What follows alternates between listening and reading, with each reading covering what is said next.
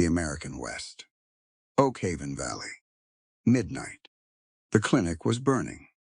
Abby crawled out of the flames, one hand death-gripping her father's seed pouch, watching Thorne's men observe the fire like it was a campfire.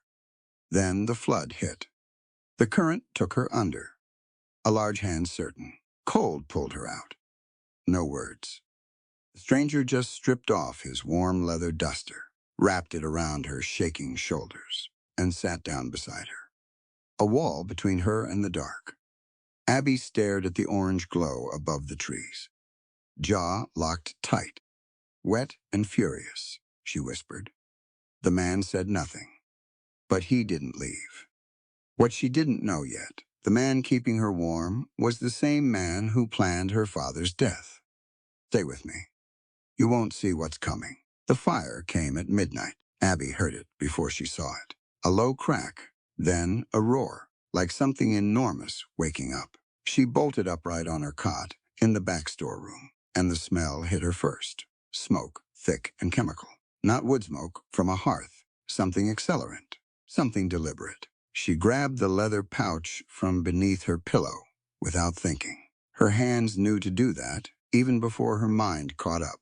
Inside it, wrapped in oilcloth, were her father's seeds. 43 varieties of medicinal plants, some of them near impossible to find wild anymore. Her father had spent 30 years collecting them, pressing and drying and cataloging each one with the handwriting of a man who believed documentation was a form of prayer. She ran. The hallway was already orange. Heat pushed against her face like an open oven door. She dropped low and moved fast, one arm over her mouth, the other clutching the pouch to her chest. She screamed for her father twice. His name tore out of her throat raw and desperate. Samuel Thornton did not answer. She found the back door by feel, burst through it, and fell into the dirt yard, coughing hard, on her hands and knees. She turned back toward the clinic. The whole front face of the building was engulfed. Glass exploded outward from the windows. The frames glowed orange, and then the panes collapsed inward, like tired eyes closing. She screamed his name again. The fire screamed back louder. 2 of Thorne's men were still mounted at the far tree line. She could see their silhouettes against the light, watching the clinic burn the way men watch a campfire. Casual, patient, like they were waiting to make sure the job was finished. One of them turned his horse slowly, and they both disappeared into the dark. Abby understood then, in a way that didn't need thought or words, that her father was gone. She ran for the tree line opposite. The night was black and moonless, and the forest floor rose and dipped unpredictably under her bare feet. Branches cut her arms. She went down twice, hard-tasting blood and soil. Each time she pushed back up and kept going, because stopping felt like dying. She didn't have a direction. She had momentum. Sometimes that's all a person has. The rain started somewhere in the second hour. Not a gentle rain. The sky opened up like it was angry. Cold water hammered down through the pine canopy. And within minutes, the ground under her feet turned soft and treacherous. She could hear the creek somewhere ahead, louder than it should have been, much louder. She reached the bank and stopped. What was a shallow, meandering creek that morning was now a brown, churning mass, maybe 30 feet across and rising. Flash floods in this valley came fast. Her father had told her that. The whole terrain funneled snowmelt and rainwater down from the higher ridges. And when a storm hit the mountains, the creek below felt it before the clouds even arrived. She had never quite believed it until this moment. She looked left. She looked right. The bank was steep on both sides, and the water was rising visibly. She could see it climbing the exposed roots of a pine tree at the edge. She needed to cross or find higher ground. Her mind ran the options in fast, practical order, the same way her father had trained her to think in medical emergencies. Assess, prioritize, act. She decided on crossing. There was a narrow spot, 15 yards upstream, where 2 boulders broke the current. She could step across those. She'd done it before in dry months. The first boulder was fine. The second shifted under her foot, slick with water and algae. And then the world tipped sideways, and the creek took her. The cold was total and immediate. It hit every nerve at once, and her lungs locked up. The current was faster and stronger than anything she could fight directly. It spun her, pulled her under, brought her back up. She got one breath, and then the water took it. She tucked her chin, got her feet forward the way her father taught her in the farm pond as a small girl, and tried to manage the current rather than fight it. She kept one arm locked around the leather pouch. The water took her around a bend, and she slammed into a submerged log with her shoulder. The pain lit up her whole right side. She grabbed at the log with her free hand, held on and gasped. Rain hammered the surface of the creek around her. She couldn't see much, just water and dark sky and the occasional white flash of foam. A hand closed around her wrist. It was a big hand, certain and firm, not frantic. It didn't yank. It pulled with a steady, deliberate pressure that had no urgency in it at all, like the person attached to it had done this kind of thing before and understood that panic makes everything worse. She came up out of the water onto a rocky bank. Coughing until her ribs ached, she rolled onto her side, still clutching the pouch. The rain was relentless. The man who had pulled her out crouched a few feet away, watching her breathe. He was large, not tall in an exaggerated way, but broad and dense-looking, the kind of build that comes from actual work rather than youth. His face was hard to read in the dark. He had a hat, a coat, and a look about him that suggested he didn't say unnecessary things. He didn't say anything now either. He stood, looked up the bank, and pointed. Then he started walking. She followed. Because there was no better option, and because something in the steadiness of his movement communicated that he knew exactly where he was going. The cave was shallow, maybe 15 feet deep, tucked into a limestone outcrop above the floodline. It smelled of mineral water and old wood ash, like someone had sheltered there before. He crouched at the entrance and checked inside before he let her in. That detail registered somewhere in her mind, the habit of checking spaces before entering them. She went in and sat against the back wall. The rain was muffled here. She could see out over the valley, and in the distance, above the dark line of the forest. The sky was still orange. The clinic was still burning. She watched it. The rage came slowly, not all at once, the way a deep cold settles into the body. Methodical, bone deep. Her father had run that clinic for 22 years. He had delivered babies in that building. He had set bones, treated fevers, taken payment in chickens and dried corn from families who had nothing else to offer. He had never once refused a patient based on who they were or where they came from. That was the reason they burned it. She understood that clearly. His decency had made him a threat. Her hands were trembling, not from fear anymore, from something much harder and much colder than fear. She whispered it to the dark, quiet as a knife being set on a table, wet and furious. It wasn't a curse or a cry. It was a statement of fact, a declaration of exactly what she was at this particular moment and what that was going to mean going forward. Behind her, she heard the man shift. Then the weight of something heavy settled around her shoulders. She grabbed the edges of it automatically. It was a leather duster, still warm from his body, smelling of wood smoke and horse and rain.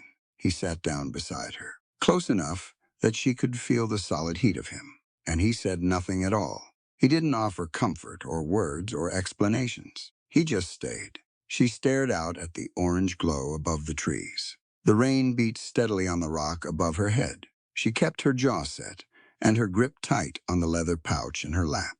She didn't sleep. She didn't cry. She made plans. And the large, scarred stranger sat beside her in the mouth of that cave and kept the cold off her through every dark hour until the sky finally, slowly began to turn gray. She woke up alone.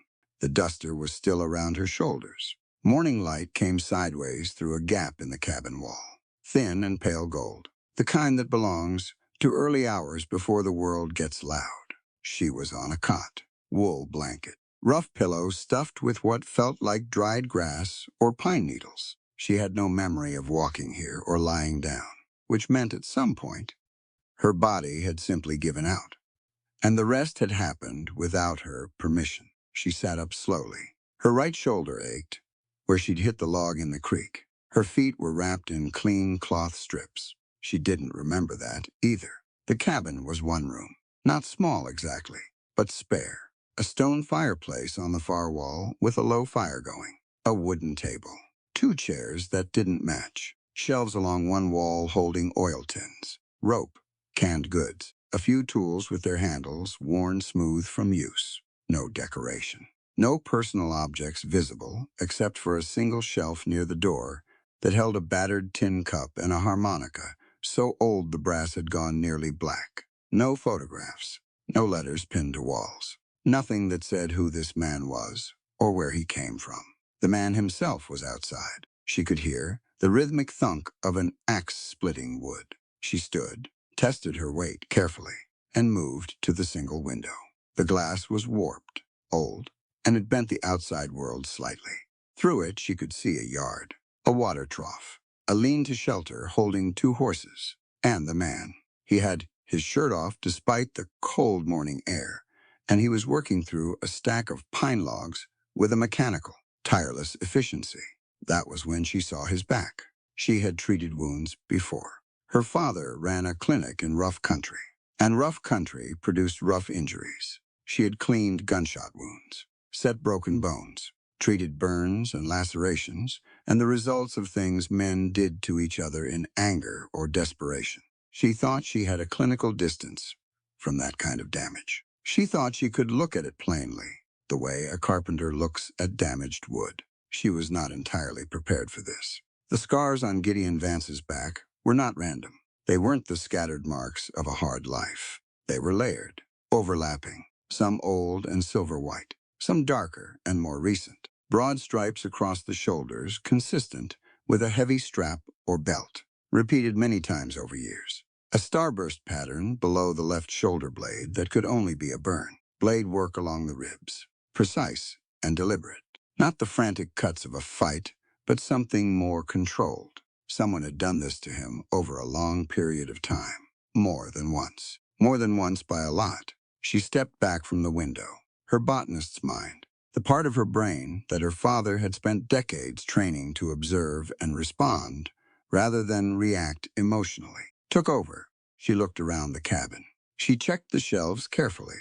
She found what she needed and what she didn't. What she had. Dried chamomile in a small cloth bag. A jar of rendered lard that would work as a carrier. Half a canteen of clean water. A reasonably clean rag. And a small tin pot she could heat over the fire.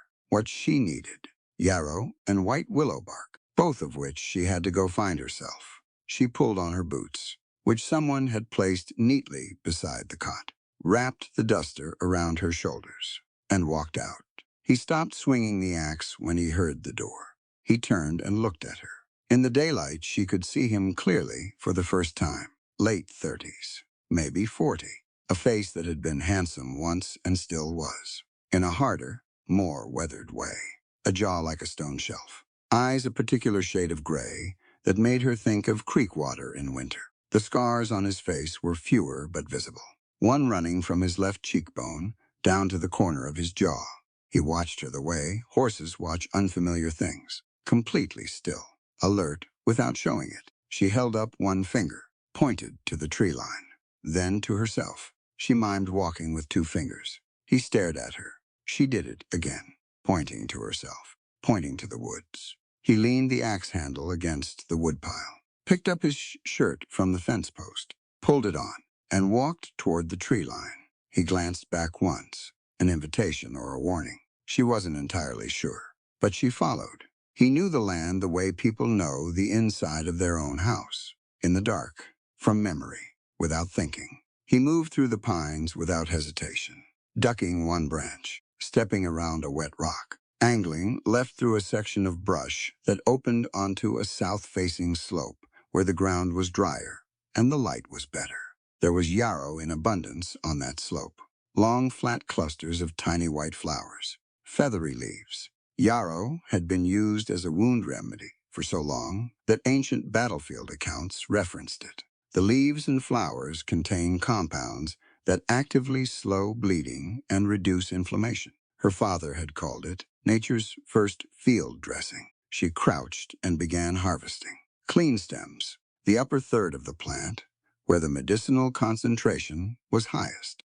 Gideon stood a few feet away with his thumbs hooked in his belt and watched the slope below. She found white willow bark near the creek at the bottom of the hill. Willow bark contains salicin, which the body converts into salicylic acid, the same fundamental compound that would eventually become aspirin, though aspirin itself wouldn't be synthesized for another few decades. It reduced fever, dulled chronic pain, and eased the kind of deep, persistent aching that old scar tissue causes when weather changes and muscles tighten. She stripped what she needed carefully, taking from several trees rather than stripping one. On the walk back, she noticed he kept himself slightly behind and to her left, always angled so she was on the uphill side of any slope. She filed that away without commenting on it. Back at the cabin, she set water to heat in the tin pot and began preparing the poultice. She crushed the yarrow leaves and flowers with the back of a spoon against the table's surface, releasing the oils. She shaved thin strips of willow bark into the heating water to make an infusion. She combined the crushed yarrow with a measured amount of the lard to make a paste that would adhere to skin and hold moisture. Gideon sat in one of the chairs and drank from his tin cup and watched her work. When the paste was ready, she picked up the pot and the cloth and walked behind him. She stopped there. She didn't touch him. She just stopped and waited. A long pause. Then he reached up and pulled his shirt over his head and set it on the table. She worked without speaking. The paste went on in slow, even strokes, covering the old scar tissue across his shoulders and upper back. Yarrow had a faintly bitter, green smell, like a meadow right after rain. She worked the infused cloth sections of willow bark over the areas where the scarring was deepest, pressing gently, but with consistent pressure, so the salicin could begin absorbing through the skin. She felt him breathe, slow and controlled, the breath of someone who has taught himself not to flinch. She noticed, as she worked, that his hands were resting flat on his thighs, palms down, completely still, not gripping, not bracing, just resting. That kind of stillness in a man who had clearly been hurt many times over many years was not nothing. It was a choice, a deliberate one. She worked from the top down, methodically, making sure she covered every section. When she reached the burn scar below his left shoulder blade, she went slower and with less pressure. Burns damage nerve endings in complicated ways. Sometimes scar tissue is numb. Sometimes it's hypersensitive. She didn't know which this was, and she had no way to ask. She found out when she touched the center of it. The muscles along his spine tightened, fractionally. Sensitive then, she noted it, and adjusted her pressure down to almost nothing for that section. When she was finished, she moved back around to face him. She held up the cloth and pointed to the pot of willow bark tea. Then she mimed drinking.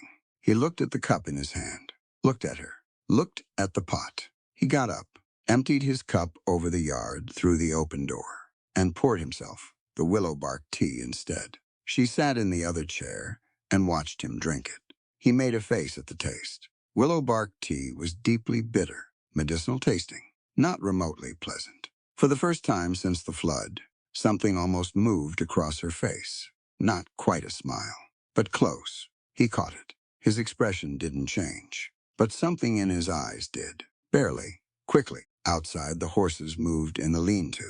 Wind came through the gap in the wall and made the low fire gutter and recover. She pulled the duster closer, around her shoulders, and looked at the fire and thought about her father.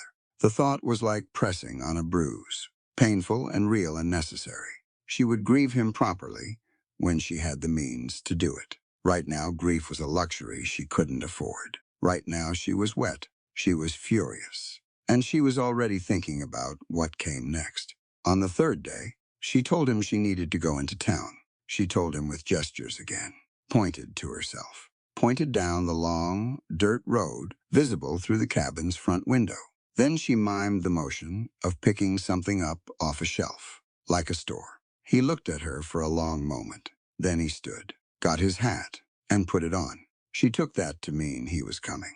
Oak Haven was an hour's ride through pine and open grassland. She rode the smaller of his two horses, a steady brown mare that had no opinions about anything, which Abby appreciated. Gideon rode his black, a bigger animal with a wound wire tension in its body that made it look like it was permanently waiting for something to go wrong. The town came into view around a long bend in the road. Abby had been here dozens of times with her father. It was a typical frontier settlement, a main street of packed dirt, a general store, a farrier, a saloon, a church that doubled as a meeting hall, and a doctor's office above the dry goods store. Wood buildings, mostly, false fronts, boardwalks that were uneven and splintered in places. She had always found it merely practical before. Now it looked different, small and tight, and full of people who had watched her father's clinic burn from a distance and done nothing. They tied the horses at the rail in front of the general store. A few people on the boardwalk looked at Gideon and then looked away in that specific manner that meant they recognized him and wanted him to know they weren't going to make anything of it. She filed that away too. Inside, she moved through the store with the efficiency of someone who had a list in her head and no patience for detours. Bandaging cloth, carbolic acid, a small glass bottle of alcohol, needle and thread. She would need to start rebuilding her medical supplies from scratch, which was a long and expensive process, but she could start with the fundamentals. She was at the counter when she heard the commotion outside. It started as a woman's voice, high and desperate, the pitch that comes when someone has moved beyond argument into pleading. Abby paid for her supplies quickly, took the wrapped package, and walked out. A small crowd had gathered in the dirt street. At the edge of the boardwalk stood Rosa Medina. Abby had met her twice before, briefly at the edges of her father's work. Rosa was a Mexican-American midwife and healer who served the squatter settlements and immigrant communities south of town, the people the town doctor would not treat. She was perhaps 40, dark-haired, compact and quick-moving, and at this particular moment, she was terrified. In her arms, she held a boy of about 8. He was limp, his face the color of old ash, his chest working in rapid, shallow movements. His lips had a faint blue tinge. Rosa was talking to Dr. Clement Hale, who stood in the doorway of his office above the dry goods store at the top of the exterior stairs. Hale was a small man who wore his respectability like armor. He had the face of someone who had never once doubted he deserved to take up space. "Please," Rosa said again. Her voice was steady, even though it clearly cost her something to hold it that way. "He cannot breathe. Something is closing in his throat. I have tried everything I know, please." Hale looked at the boy with an expression of detached inconvenience. "I don't treat their kind," he said. He used a particular word with it that did not need to be repeated for its meaning to be understood. Then he stepped back inside and closed his door. The crowd shifted uncomfortably. Nobody moved. Some looked at the ground. Some found things to look at further down the street. The performance of not seeing something is one of the oldest social skills humans have. Abby was already moving. She handed Gideon her package without looking at him and crossed the street in quick strides. Rosa turned at her approach, recognized her, and the relief in her face was immediate. "How long has he been like this?" Abby asked. "Since this morning." It came on fast. Started as a cough. Abby crouched in the dirt and looked at the boy closely.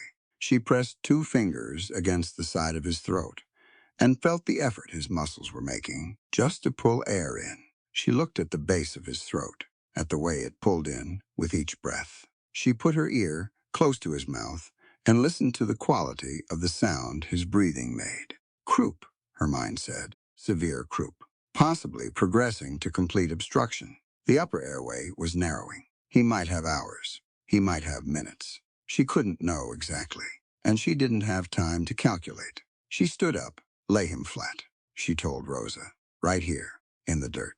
Right here." Rosa knelt and laid the boy down. Abby was already opening her new supplies. She had carbolic acid, which was not what she needed, and bandage cloth, which was not what she needed either. And she had purchased a small pack of straight needles for suturing. She looked up at the crowd. "Does anyone have a hollow quill?" She raised her voice without yelling, clear and direct. "A bird quill. Something hollow, anything thin and tubular." Nothing. People stared. She looked at Gideon. He had followed her across the street without her noticing and was standing 3 feet behind her left shoulder. His right hand rested at his side near his holster.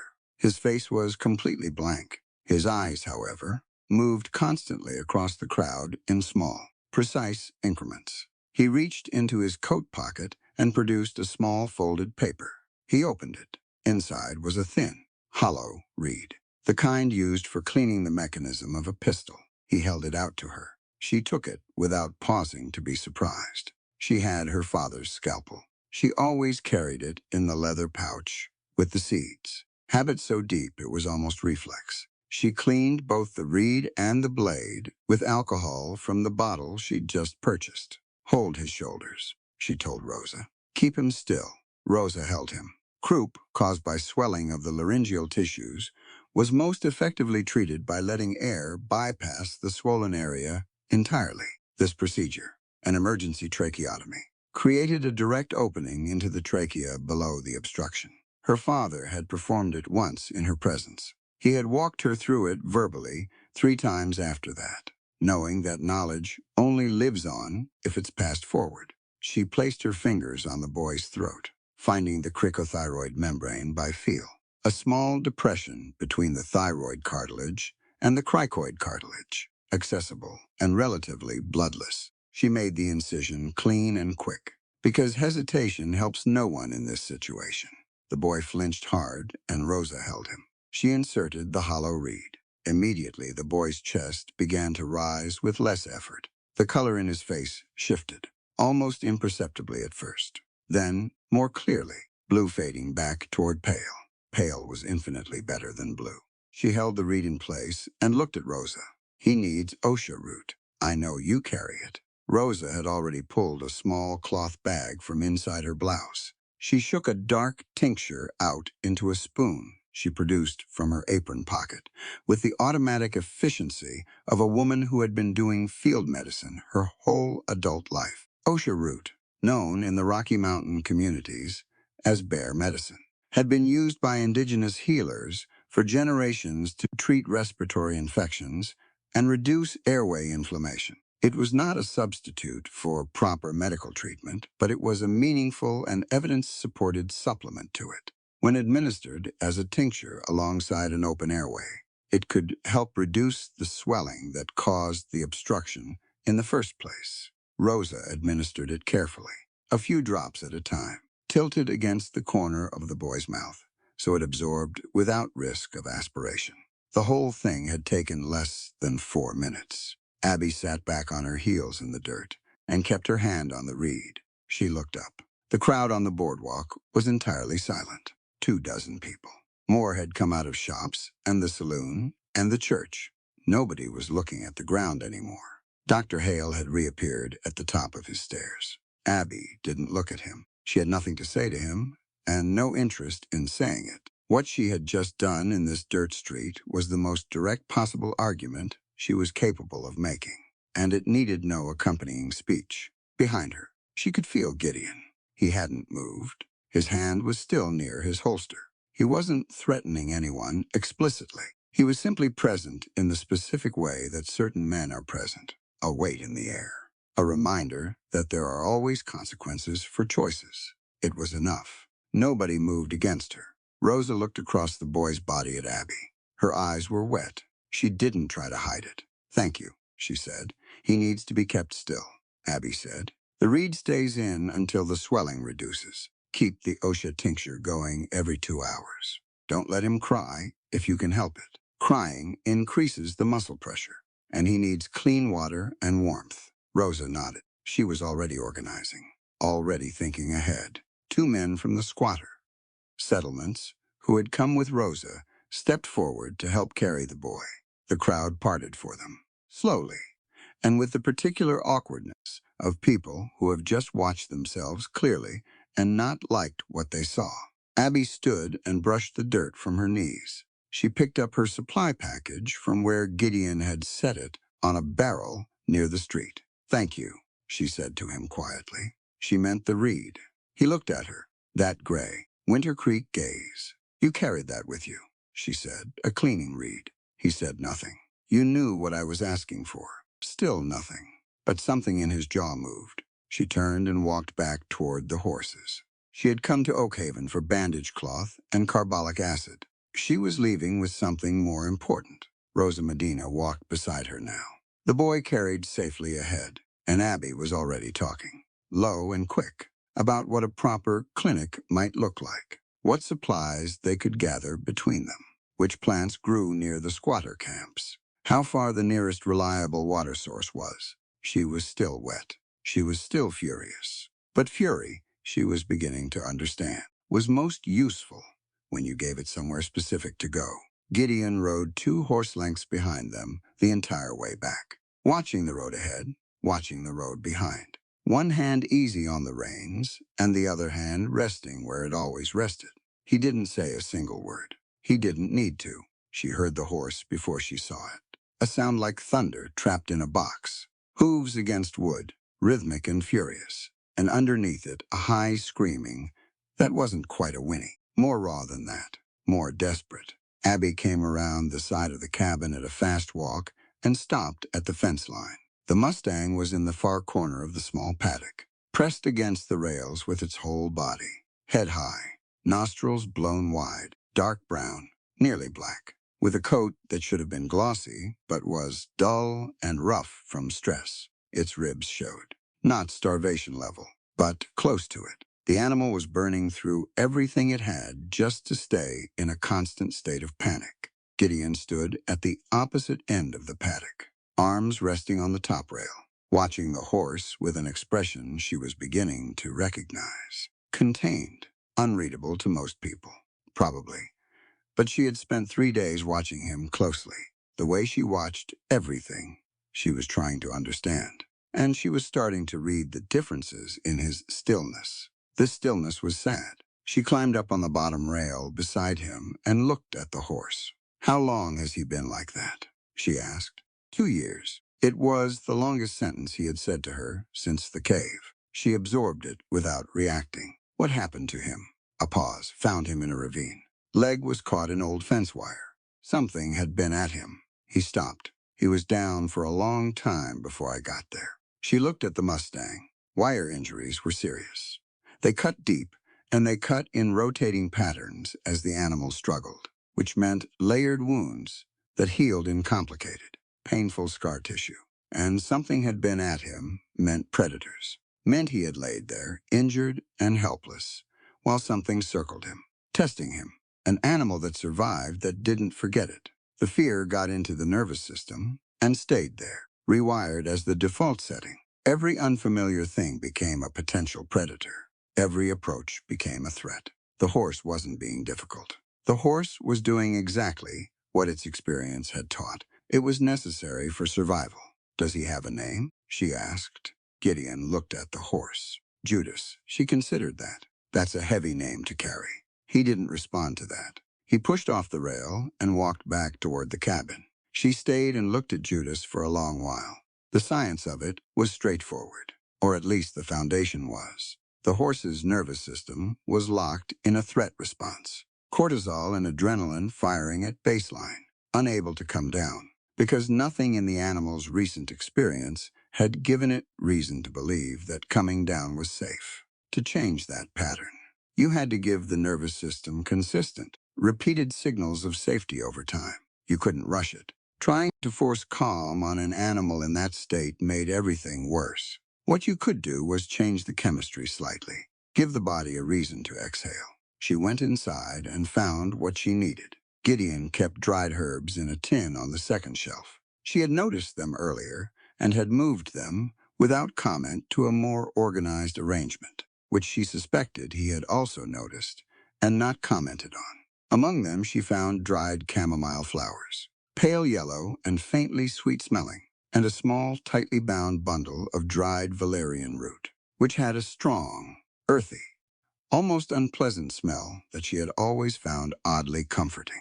Chamomile contained compounds, primarily apigenin, that acted on the nervous system to encourage relaxation without sedation. Valerian root worked through different pathways, increasing the availability of a calming neurotransmitter in the brain.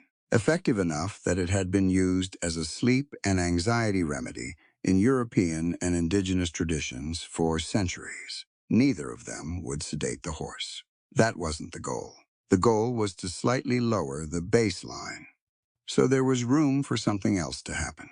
She crushed a generous amount of both between her palms over the tin wash basin, working them together until the oils released. The smell changed, became layered. The sweetness of chamomile, softening the sharpness of valerian into something that was frankly more pleasant on her hands than she expected.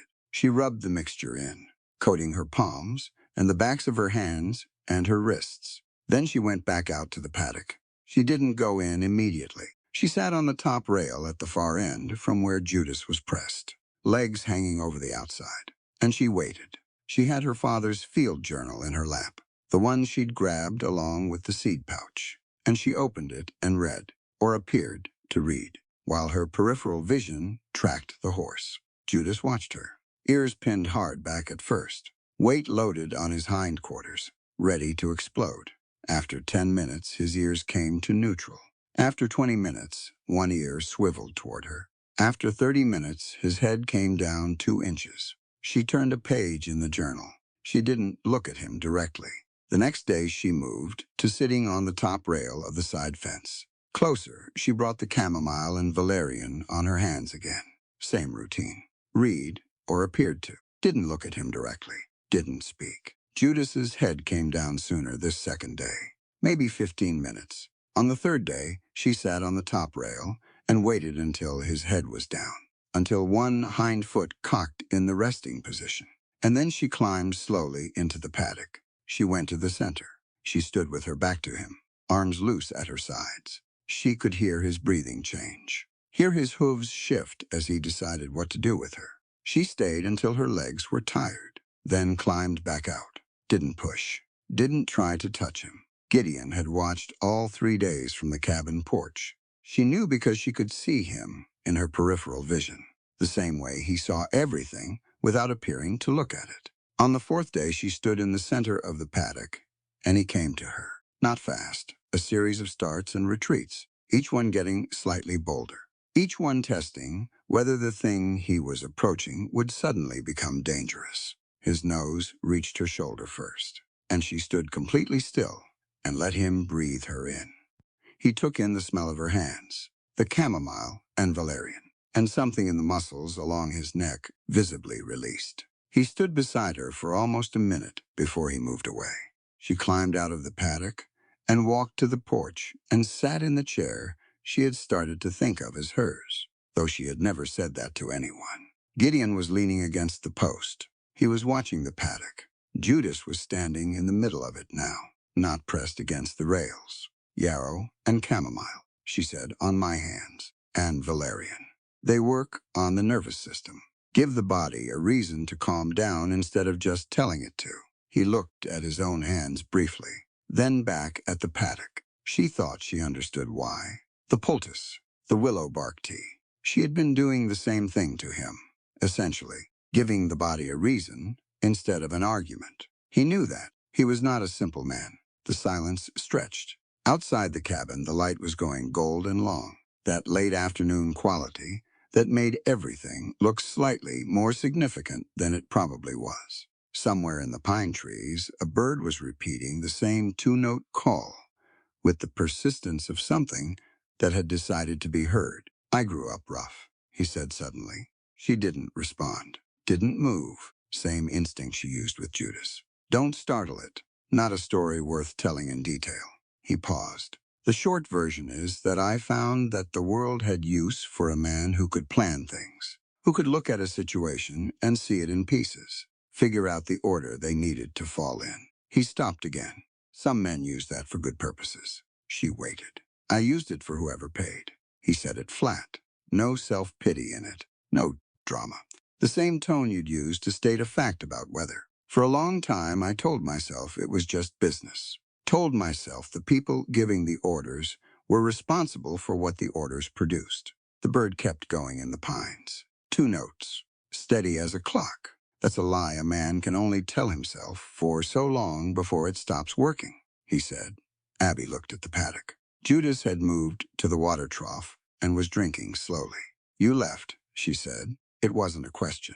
I left. A pause. Doesn't undo what was already done. No, she agreed. It doesn't. She was thinking of her father as she said it. She didn't know yet, in this moment, what in specific history with Thorne looked like. She knew he had worked for men like Thorne. She could extrapolate, but she didn't have the specific shape of it yet.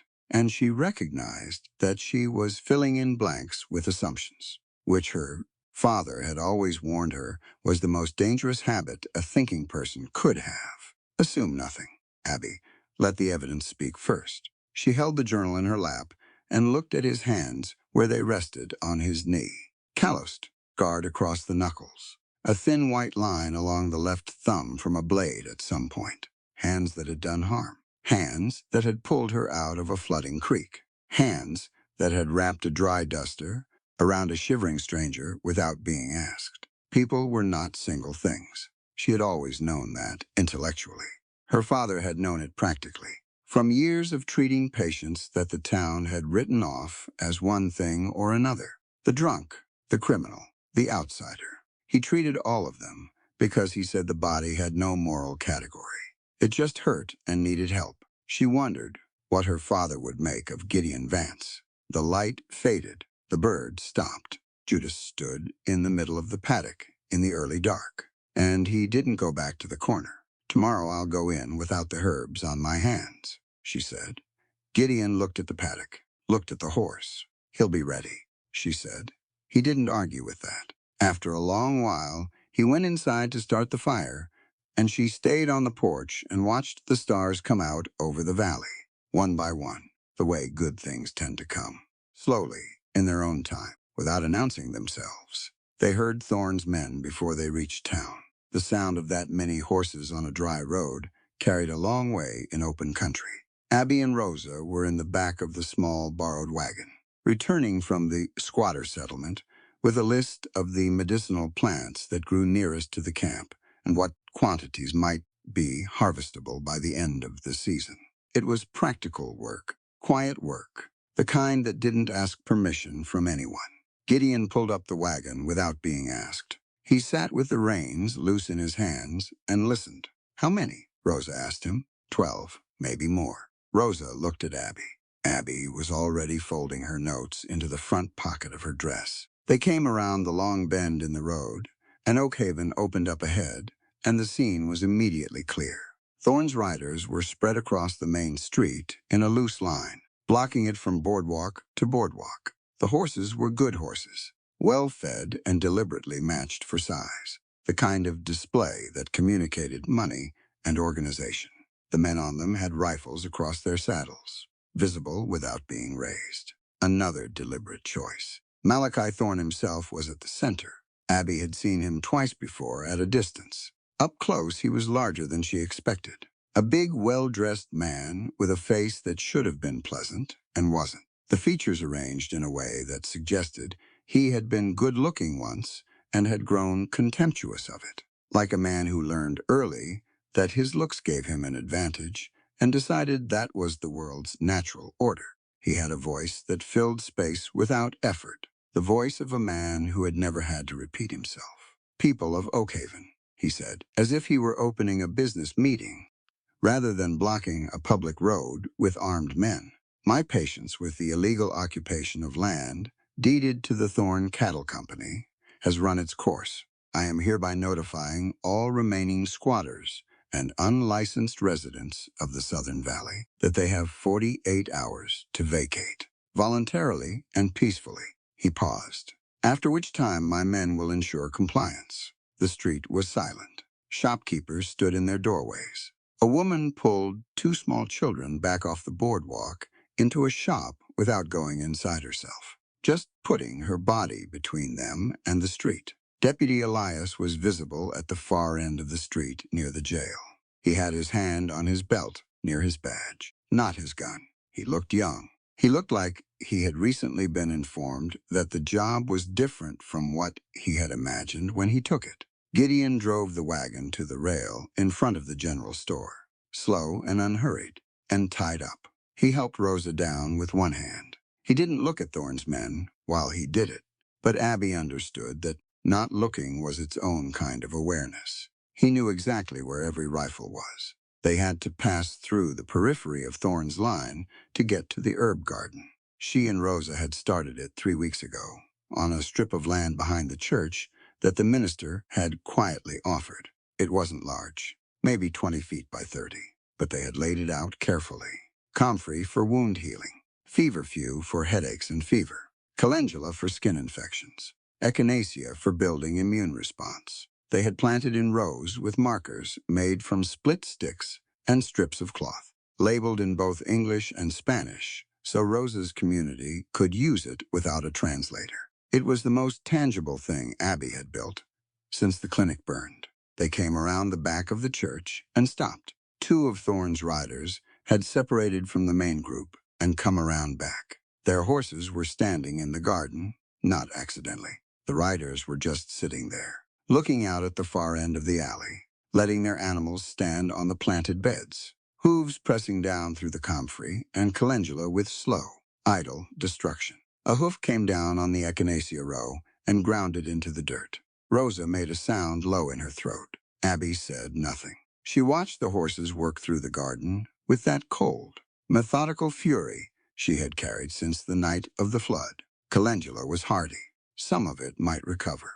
The comfrey could regrow from root fragments if the soil wasn't too compacted. The echinacea was the loss that would hurt most. Echinacea purpurea took 2 years from seed to meaningful medicinal harvest. 2 years of growing, gone in 30 seconds of casual cruelty. The riders glanced at them. One of them smiled. It was the smile of a man who understood exactly what he was doing and wanted you to know it. Abby turned to look at Gideon. He was watching the rider who had smiled. His jaw was set.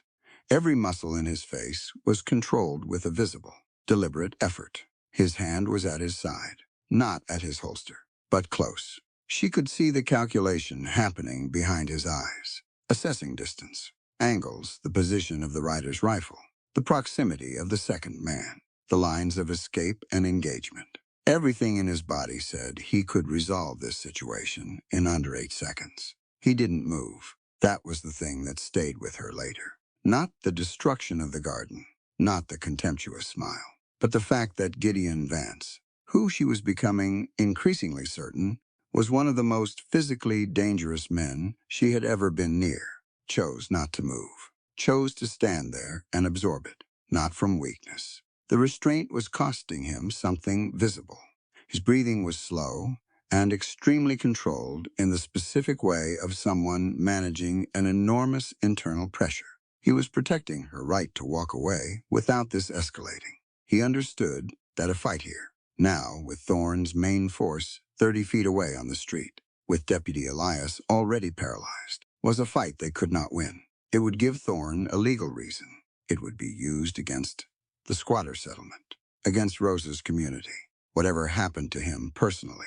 He was thinking past himself to the downstream consequences. The riders eventually moved on, hooves leaving a trail of crushed stems across the rows. Rosa knelt in the dirt and began carefully pulling up what could be salvaged. Her hands were gentle with the damaged plants, the automatic gentleness of someone who had grown things before and understood what they cost. Abby knelt beside her and helped. They worked in silence for a while. Behind them, Gideon stood at the corner of the church and watched the alleyway. "He is going to come for the camp," Rosa said quietly. It wasn't a question. Yes, the water source. Rosa sat back on her heels and looked at her dirty hands. "My cousin mapped it last year. The spring that feeds the South Creek runs under the land where the camp is. If Thorne takes that land, he controls the water rights for the whole lower valley. Every independent farmer down there becomes dependent on his goodwill." She paused. "Thorne has no goodwill." Abby looked at the salvageable pile of plants. Comfrey, a handful of calendula stems that might root if replanted quickly. A few feverfew plants whose roots were largely intact. "Then we need to be ready before he moves," Abby said. "Ready how? It is just us." Abby thought about the boy in the street, about the crowd that had gone silent, about the 2 men from the squatter settlement who had stepped forward to carry him without being asked. "Not just us," she said, "but we need to give people something to step toward. People don't move toward absence. They move toward something." Rosa looked at her. "You are your father's daughter." Abby felt the weight of that. It sat differently than grief, heavier in some places and lighter in others. He would have said the same thing more gently. Gentle was not always what the situation required. Rosa gathered the salvaged plants into her apron. "I will send word to the settlement. Tell them what Thorne announced. People deserve to know what is coming so they can choose how to face it. Tell them about the water source, too. If they understand why the land matters, they'll understand why standing on it matters." Rosa nodded and stood. They came back around to the front of the church, just as Thorne was finishing his address to the street. He was pulling on his gloves with the satisfied air of a man who had said what he came to say. He looked up as Abby came onto the boardwalk, and his eyes moved over her briefly. The assessment of someone categorizing things by their usefulness. "Miss Thornton," he said. He knew her name. She had expected that. "I was sorry to hear about your father. He was a man of principle." He said it, the way people say a thing when they mean the opposite. "I hope you have the sense he lacked." She looked at him. She kept her face still. "My father had exactly the right amount of sense," she said. "Enough to know that a man who burns a medical clinic is a man who is afraid of something." The street went quiet. Not the silence of before, but a different quality of it. Attentive. Thorne's face didn't change. That was interesting. A smaller man would have reacted. He just looked at her with the patient expression of someone who has already decided the outcome of a thing and is waiting for the slower parties to catch up. 48 hours, he said to the street. Then he turned his horse, and his men fell in around him, and they rode out the far end of town in a column. When they were gone, the street let out a breath. Gideon came to stand beside her on the boardwalk. He was looking at the far end of town, where the dust of Thorne's exit was still settling. "He'll move in 24, he said. "Not 48. He said 48, so people would feel like they had time to decide. "He'll move at dawn tomorrow." She turned to look at him. "You know how he thinks." "I know how that plan thinks." His voice was flat. "It's a standard suppression approach. Give the target a longer timeline than you intend. Catch them mid-preparation. Easier than a straight assault." She heard something in that sentence. Not just tactical knowledge, specific knowledge. The kind that comes from proximity, from design, from having been inside that way of thinking, rather than observing it from outside. She filed it away. It sat in her mind next to the other things she had filed away. The way he checked spaces before entering. The way he read a crowd for weapons. The sadness in his stillness when he watched Judas. There was a shape forming out of all those pieces, but she didn't have enough of them yet. "Then we have tonight," she said. "We have tonight." Rosa had already gone to find her fastest rider to send word to the settlement. Abby stood on the boardwalk and looked at the empty street and thought about what they had and what they needed and what was possible in the hours they had left. The comfrey might recover. You could cut comfrey nearly to the ground, and the roots would push up new growth in the right conditions. Her father had told her that, called it one of the most resilient plants he knew. Damage it as much as you liked, and it came back from what you couldn't see, from the root system underground that went deep enough to survive the surface damage. She thought that was worth remembering. The boy's name was Tomas. He was one of Rosa's, the son of a farmhand who worked the eastern edge of the squatter settlement, and he had gotten himself shot in the side during a gang skirmish that had nothing to do with him and everything to do with the chaos. Thorne's 48-hour announcement had unleashed on people who had nowhere else to go and no one to turn to. He arrived at the cabin on horseback, barely. His father held him in the saddle the whole 2 miles, one arm around the boy's chest, riding hard enough that the horse was blowing when they reached the yard. Abby had the boy on the table in under a minute. The entry wound was in the lower right side, below the ribs. Small hole, clean edges. The bullet had gone in, but she couldn't find an exit. That meant it was still inside him, which meant the risk wasn't just blood loss. Retained bullets corroded. They introduced metal and clothing fragments into the tissue.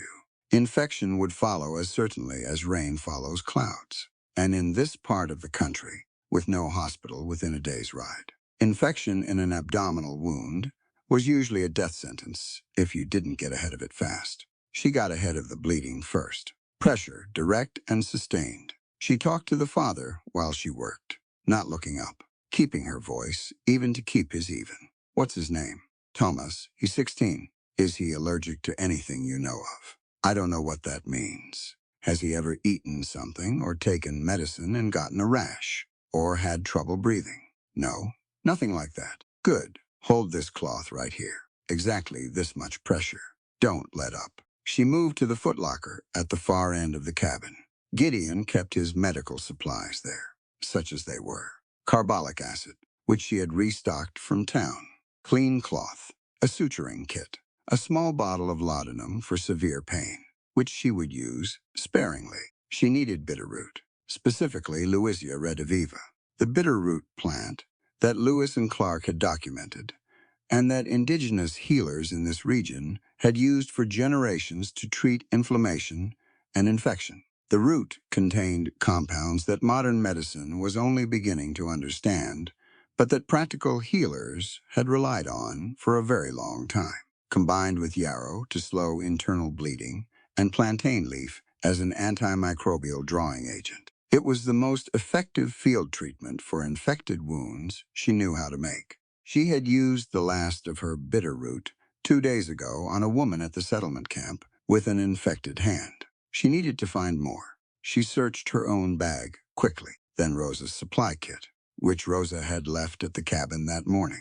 Then the shelves in order, moving fast and systematic, the way her father had trained her to search. Methodically, so you didn't miss things and didn't waste time looking in the same place twice. She crouched in front of the footlocker. She had been in here before, briefly for the carbolic acid. She knew there was a second level beneath the top tray. She lifted the tray out and set it aside and began checking the contents of the lower compartment. Ammunition, a coiled length of thin wire, a spare revolver wrapped in oilcloth, a folded wool blanket, 2 small tins she didn't recognize. She opened them quickly. One held beeswax, the other small amount of dried root material that she brought to her nose and felt her shoulders release 1/2 inch. Bitterroot, enough.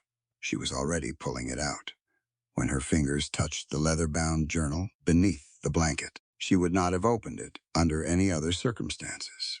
That was a true thing. She had a fundamental respect for private documents, the same respect her father had shown every patient's words spoken in confidence. But the journal was open when she lifted the blanket from it, folded back to a page roughly in the middle, and her eyes went to it, the way eyes go to things without being invited. She saw her father's name, the word Thornton, written in a precise, economical hand, underlined once. Beside it, a series of notations she didn't immediately understand. Times, positions, the words east wall and roof load and single support beam. Her hand went still on the bitterroot. She picked up the journal.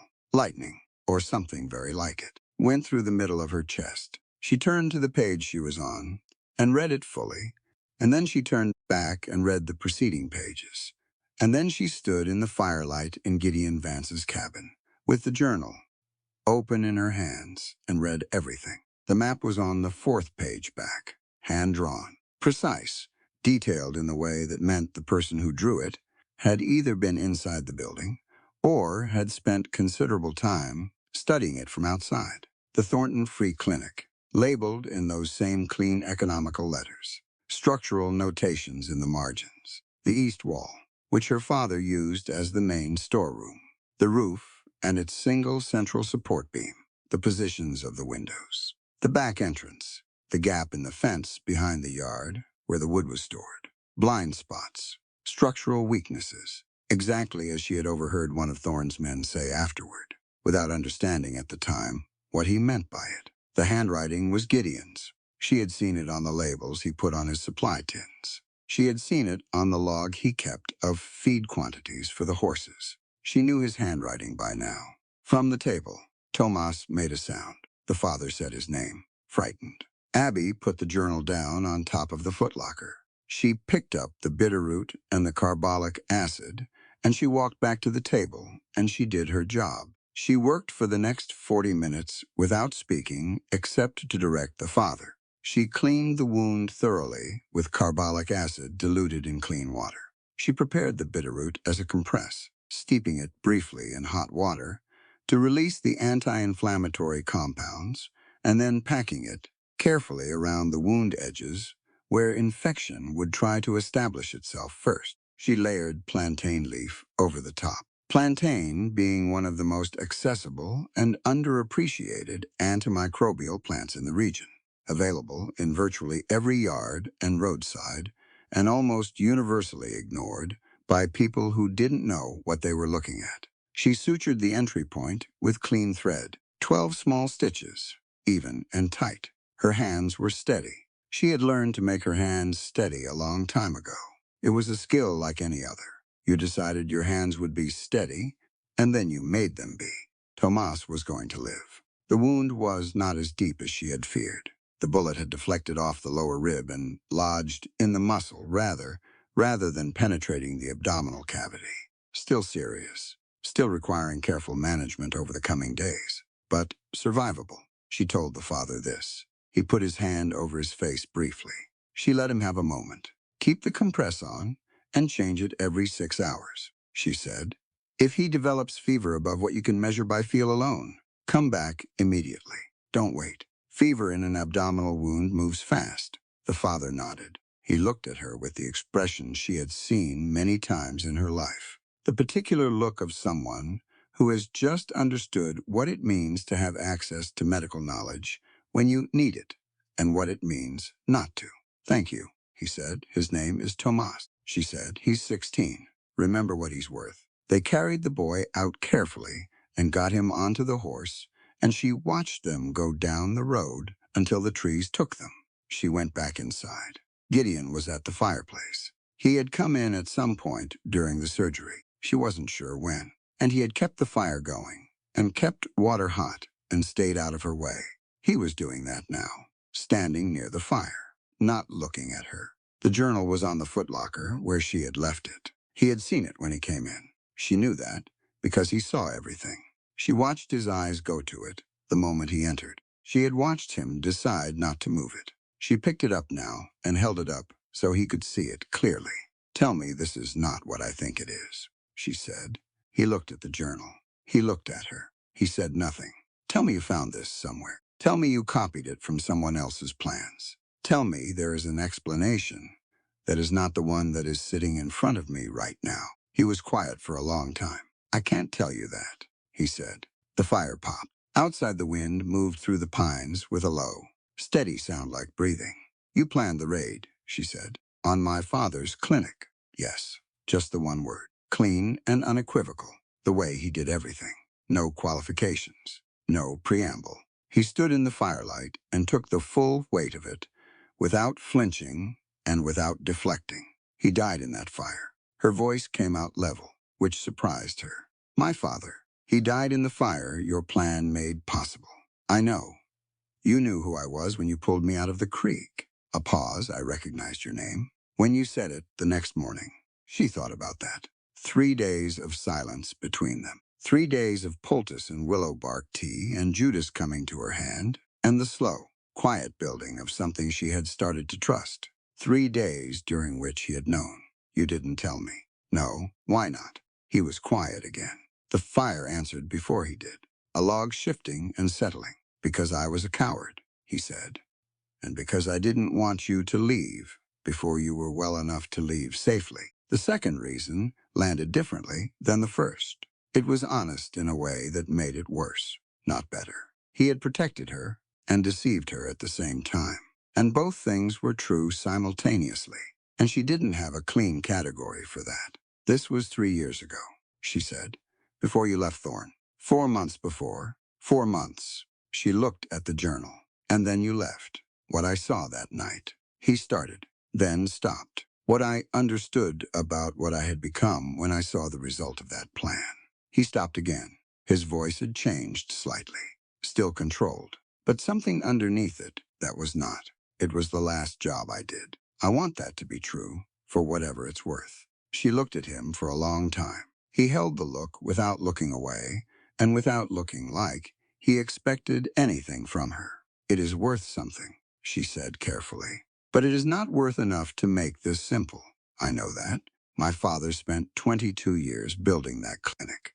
He treated people that nobody else would touch. He believed in the absolute right of every human being to receive care regardless of who they were. She set the journal on the table between them. And your plan burned all of it. It burned him. Yes, the wind outside, the fire, the distant sound of Judas moving in the paddock. She picked up her coat. She picked up her seed pouch from where it always sat on the shelf near the door. She looked around the cabin, taking a kind of inventory, identifying what was hers and what was his. I'm going to Rosa, she said. The settlement needs what I know. That's where I should have been already. He didn't try to stop her. He didn't ask her to stay. He stood by the fire and watched her gather her things. She stopped at the door. She was not a person who left things unsaid when the said thing was true and necessary. Her father had taught her that silence could be a form of cowardice, too. You saved my life, she said.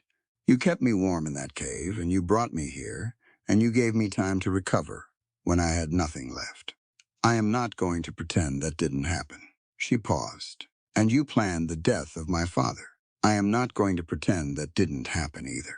I don't want you to pretend anything, he said. Good. She opened the door. Then don't you pretend either. Don't yourself that pulling me out of that creek was payment on the debt. It wasn't. It doesn't work that way. She walked out into the dark. He didn't follow. The squatter settlement was a collection of perhaps 30 structures spread across a flat bench of land above the South Creek. Some were permanent, rough lumber and salvaged material, the product of years of work and intention. Some were temporary, canvas and rope and hope. All of them were inhabited by people who had come to this valley with some version of the same belief. That land worked and cared for earned you the right to stay on it. Thorne disagreed. Abby arrived just after dark, alone leading her borrowed mare on foot for the last half-mile, because the path was uncertain, and she was uncertain, and she wanted something to walk beside. Rosa met her at the edge of the settlement with a lantern and no surprise on her face. I wondered when you'd come, Rosa said. Were you expecting this? Rosa looked at her carefully. I was expecting something. I don't know exactly what. But you have the look of a woman who has just found out something she can't unknow. Abby took a breath. I'll tell you about it. But not tonight. Rosa took the mare's reins and led them both toward the largest structure, the old hay barn that formed the center of the settlement. Tonight you sleep, she said. Tomorrow we work. The barn was already being converted when Abby walked in. Someone had hung lanterns from the crossbeams. A group of women were constructing an examination area in the nearest corner. 2 sawhorses topped with a flatboard and covered with the cleanest cloth they had. A boy of about 12 was in the process of sweeping the floor with a care and seriousness that made her throat tight. They were building her a clinic. She stood in the doorway for a moment before she trusted herself to walk in. Rosa told us what you did for Tomas, one of the women said, and for the boy in the street. We want to help. You already are, Abby said. She slept that night on a folded blanket in the corner of the barn, and she woke up before dawn with the grief sitting on her chest, heavy and patient, having waited until she was horizontal and unoccupied to make its presence fully known. She let herself have 20 minutes of it, flat on her back in the dark, staring up at the barn roof, letting the weight of her father's death be exactly as heavy as it was. She didn't try to manage it, or channel it, or convert it into something more useful. For 20 minutes, she just let it be the thing it was. Her father had taught her that too. You can't skip grief, he had told her once. Sitting on the clinic porch after a patient died despite everything they had tried. You can delay it, compress it, push it sideways. But it will collect interest if you do. Best to pay it when it comes due. After 20 minutes, she sat up. She had work to do. At dawn, she sent Rosa's fastest rider, a teenage boy named Kaio, who seemed to treat speed as a personal responsibility. to gather specific plants from the locations she described. Yarrow from the south slope, echinacea from the creek edge, which grew there wild and abundant, elderflowers for fever reduction, goldenrod, which most people considered a weed, and which was in fact a remarkably effective anti-inflammatory and antimicrobial plant. While he was gone, she organized what they already had. Rosa's supplies were substantial for a field healer. The two collections combined, Abby's salvaged materials and Rosa's established inventory, made something that was genuinely functional. Not a proper clinic, but a place where people could receive real care. They had their first patient by 8 in the morning, a man with an infected tooth that had been giving him grief for 3 weeks because he couldn't afford the dentist in town and didn't trust the town dentist to treat him fairly regardless. Clove oil, which Rosa had in good supply, was the most effective immediate pain treatment available, applied directly to the affected area. Eugenol, the active compound in clove oil, numbed the nerve endings quickly and provided relief for several hours. It wasn't a permanent solution. The tooth would eventually need to come out, but it gave the man enough relief to function while they worked on the larger problem. Second patient was a woman with a severe rash along her forearms from contact with a wild plant she hadn't recognized. Abby identified it from her description as wild parsnip, which contained compounds that became toxic when exposed to sunlight, causing burns that looked and behaved like chemical burns on the skin. She made a paste from clay and calendula flowers and applied it in layers to draw the irritation and promote healing. She explained what the plant looked like to the woman in detail, drawing it in the dirt floor of the barn, so she and her children would recognize it and avoid it in future. Third patient. Fourth. Fifth. By midday, the barn had a steady trickle of people from the settlement and 2 from the neighboring farms who had heard. There was a healer who would see you without requiring either money or a certain last name. She worked through the afternoon without stopping, except to eat half of something Rosa handed her at some point without her noticing. At some point in the late afternoon, Rosa appeared at her elbow. "He's been at the tree line since morning," Rosa said quietly. Abby didn't look up from the poultice she was making. "I know. You can see him from the east window, just standing there." "I know. Are you going to talk to him?" "Not today." Rosa considered this. "He's not eating. I sent Kaio with something, and he sent it back." Abby pressed the poultice together, checking the consistency. "He'll eat when he decides to." "You're angry." "Yes. You're also worried about him." Abby was quiet for a moment. "Those 2 things can both be true." Rosa sat down on a barrel. "My grandmother used to say that anger and love were grown in the same soil. That's why they're so hard to separate." Abby looked at her. "I'm not in love with him." Rosa's expression communicated a clear and gentle opinion on this point without her saying a word. "He was responsible for my father's death," Abby said. "Yes, 4 months before he left Thorn." 4 months, where he could have done something different. "Yes, you're not going to argue with any of that." "Why would I?" Rosa picked up a bundle of herbs and began sorting through them, separating good material from damaged. "All of that is true. I'm not going to insult you by telling you it's less than it is." Abby watched her hands. "Then what are you saying?" Rosa was quiet for a moment. "I'm saying that I have known a lot of people in my life who carried terrible things they had done. And the ones who stood still and let you hate them without excuses were rarer than you'd think." She paused. "It doesn't make him innocent, but it makes him something." Abby went back to her work. Late afternoon light came golden through the barn's high gaps. The settlement children ran between the structures outside with the focused energy of people who hadn't received the message that circumstances were serious. A dog barked twice and stopped. She found herself at the east window at some point, not meaning to, just moving that direction without deciding to. He was there, at the tree line, maybe 80 yards out, standing in the shadow of the pines, still as a post, watching the settlement with that same contained vigilance he brought to everything. He was a ghost, as she had known he would be. Not gone, not present in any way that required her to acknowledge him.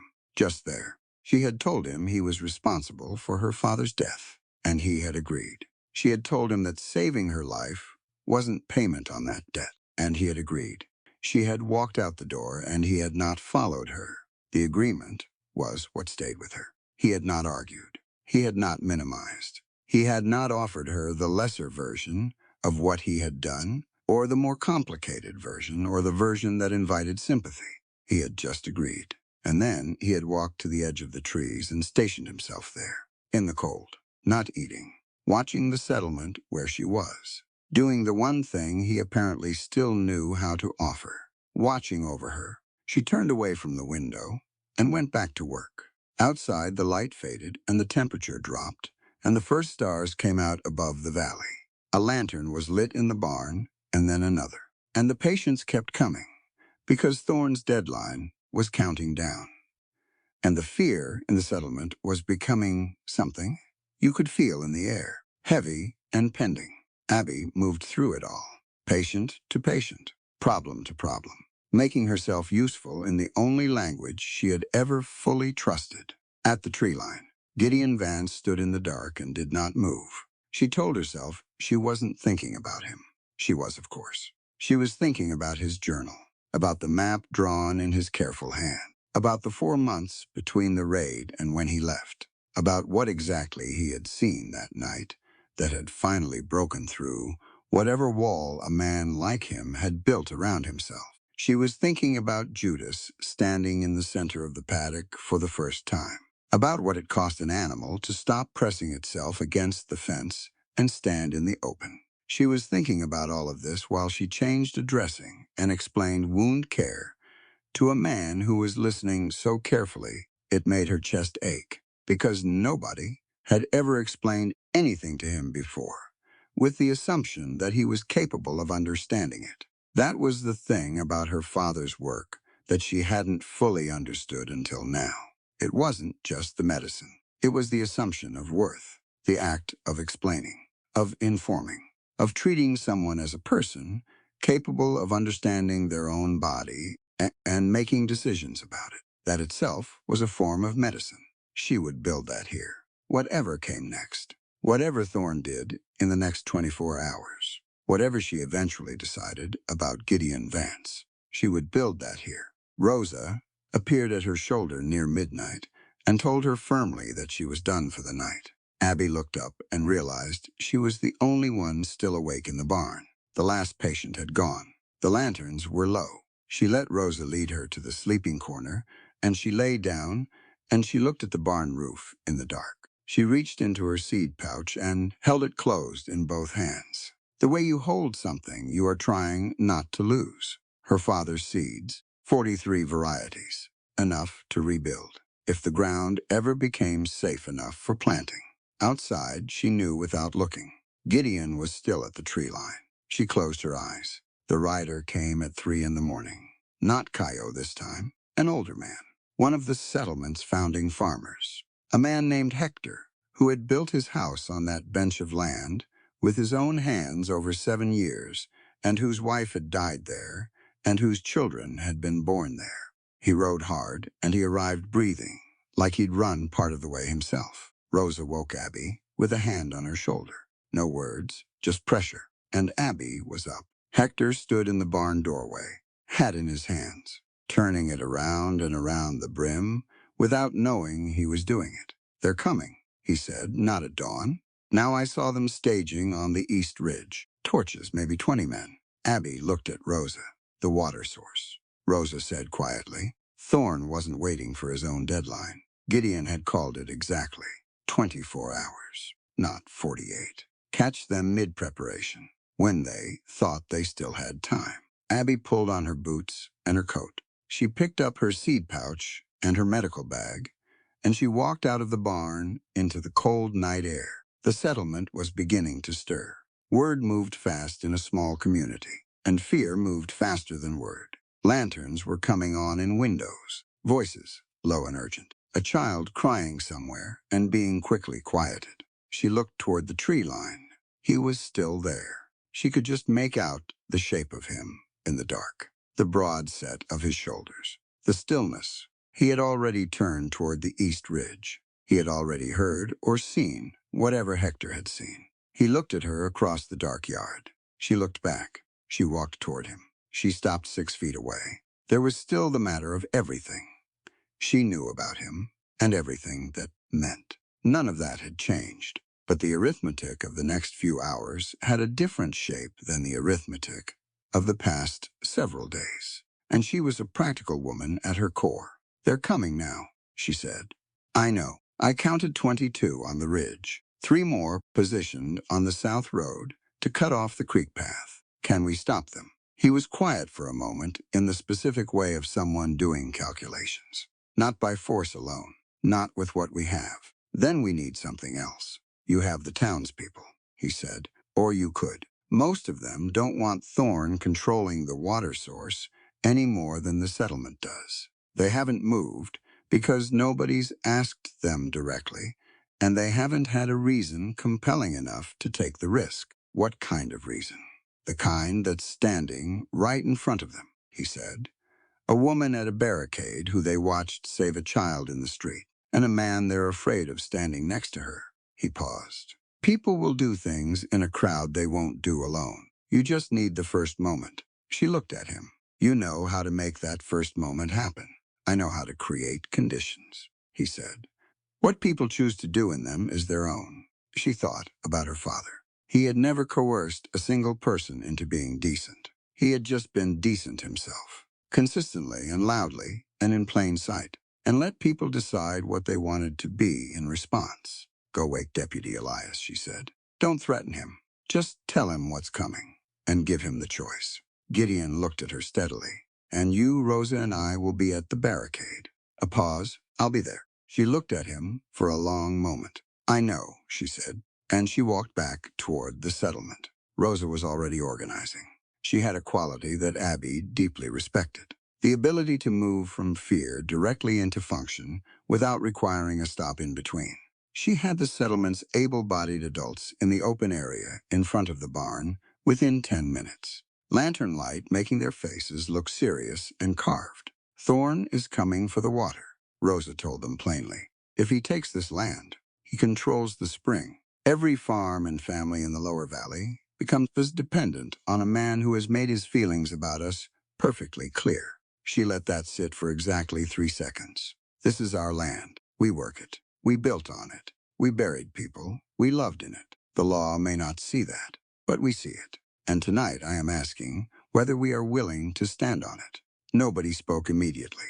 Abby had expected that. People didn't rush into courage. They worked up to it. An older woman near the back said, "What does standing on it look like?"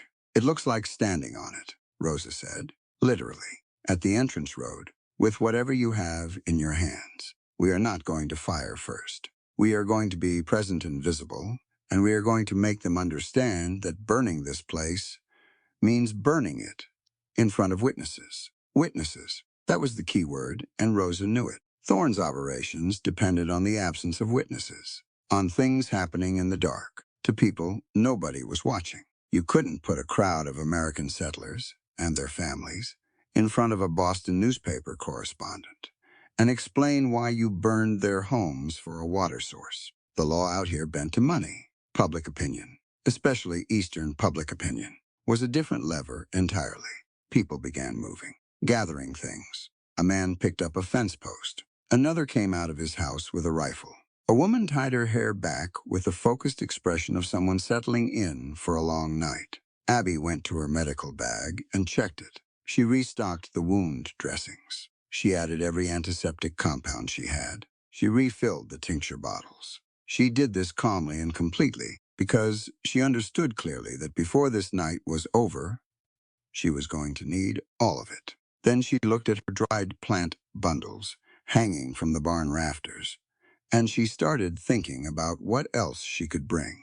They formed up at the entrance road 30 minutes before Thorne's men arrived. Abby and Rosa stood at the front. Behind them, the settlement residents made a loose, determined line.